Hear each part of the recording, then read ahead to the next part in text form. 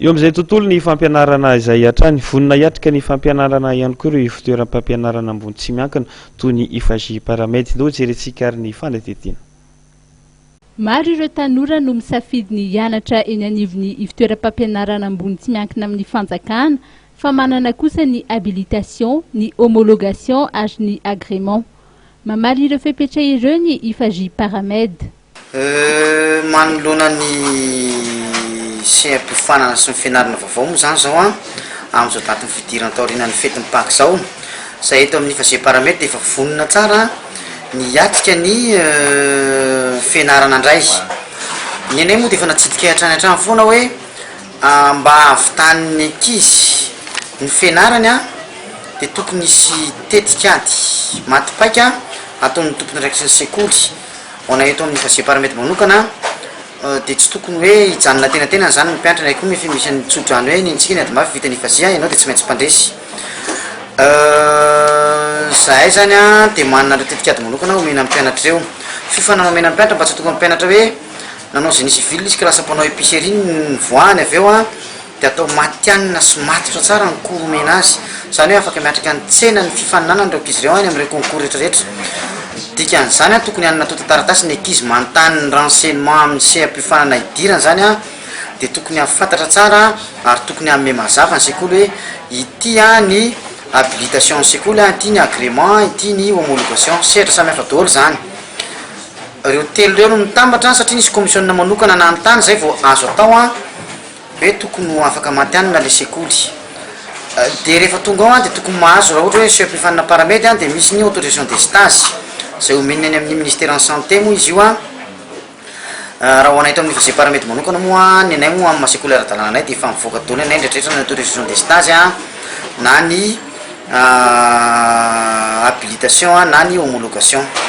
Zay moa zao dia miatrika examen ny mpianatra amin'izao fotoana zao examen de passage sy misy ihany koa ireo examen isan-karazany zany. Zay ihany koa zany no fanatsarana ny zato andro tarigetra ny ministera zay petidinay indrindrindrindra amin'izao fotoana dia miditra amin'ny sehatra io zay. Ny dikany betsaka ireo zava-baovao sy zavatra fanatsarana zay takin'ny fanatolotoloana amin'izao fotoana zay fidirana eto amin'ny IFJ paramètre. Ohatr'izany zao ny internet gratuit zay dia nanokatra vaovao zay.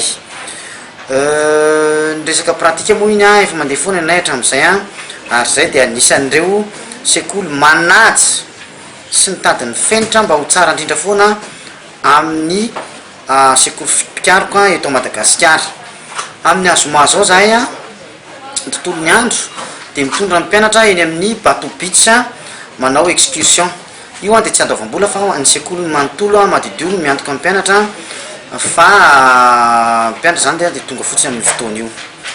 Nisy ihany koa seha-mpifanana farany zay nisokatra eto aminay dia ny science politique ho an'ireo mpanao politika rehetra zany sy ireo olona ambony zay tsy voatery tsy maintsy asa be amin'ny hoe any ivelany vao mahazo ny diplôme ambony zay anatsarana tsy midika kory hoe ratsy ny amin'izao fotoana fa anatsarana ny sehatra ny politika eto amintsika dia misokatra eto aminay ny atao hoe science politique efa mandeha ny dossier anay moa amin'izy io ka ho an'ny olona ambony rehetra sy ireo mpanao politika rehetra zany dia asaina tonga eto aminao izy io moa tsy cours en salle fa cours à distance. Zany hoe mety tsara ho an'ny olona efa miasa ary amezana fahafapo ho an'ireo olona efa miasa rehetra natokana ho an'ny olona efa miasa rehetra mihitsy izy io zay tsy mandray zany raha volona tsy efa miasa sy ho an'ireo olona mpanao politika ambony io science politique io tonga dia mandray ny master zany zareo.